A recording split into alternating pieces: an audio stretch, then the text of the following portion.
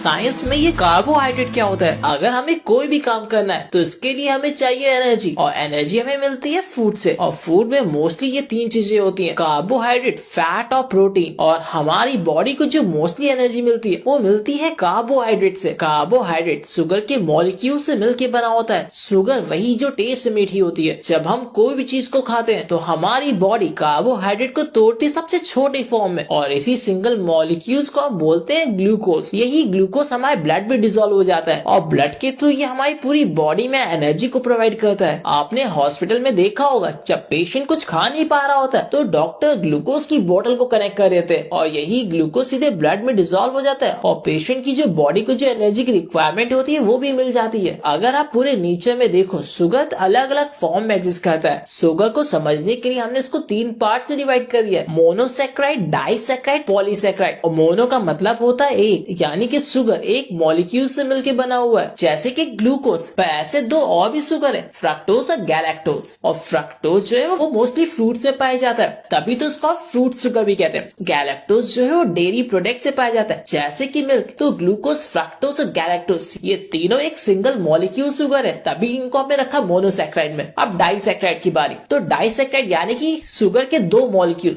अगर शुगर का एक मॉलिक्यूल ग्लूकोज है और दूसरा मॉलिक्यूल फ्रक्टोज है तो ऐसे शुगर को हम बोलते हैं सुक्रोज। सुक्रोज यानी कि टेबल शुगर, यानी कि शक्कर या फिर चीनी जो हम खाते हैं। अगर शुगर का एक मॉलिक्यूल ग्लूकोज है और दूसरा मॉलिक्यूल गैलेक्टोज है तो ऐसी शुगर को हम बोलते हैं लैक्टोज। तो लैक्टोज भी मिल्क में ही पाया जाता है। और अगर शुगर का एक मॉलिक्यूल ग्लूकोज है और दूसरा मॉलिक्यूल भी ग्लूकोज ही है तो ऐसे शुगर को हम बोलते हैं माल्टोज। ऐसे शुगर व्हीट या फिर बार्ले में पाया जाता है। अब बात करते हैं पॉलीसैकेराइड की, यानी शुगर के दो से ज्यादा मॉलिक्यूल से मिलकर बना होना, जैसे कि स्टार्च। स्टार्च एक कॉम्प्लेक्स शुगर है, वो ग्लूकोज के कई सारे मॉलिक्यूल से मिलकर बना हुआ है। स्टार्च आपको पोटैटोज या फिर राइस से मिल जाता है। अभी आपने जितने भी शुगर के बारे में सुना, ये सभी शुगर एक फूड में डिफरेंट कॉम्बिनेशन में होते हैं। जैसे कि मेरे पास है ऑरेंज जूस, तो ऑरेंज जूस में जो सुक्रोज होता है वो लगभग 40% होता है, 30% फ्रक्टोज है और 30% ग्लूकोज है। यानी कि ऑरेंज जूस में ये तीनों के कॉम्बिनेशन में। अगर मैं हनी को लेता हूँ, हनी में 50% फ्रक्टोज है, 40% ग्लूकोज है और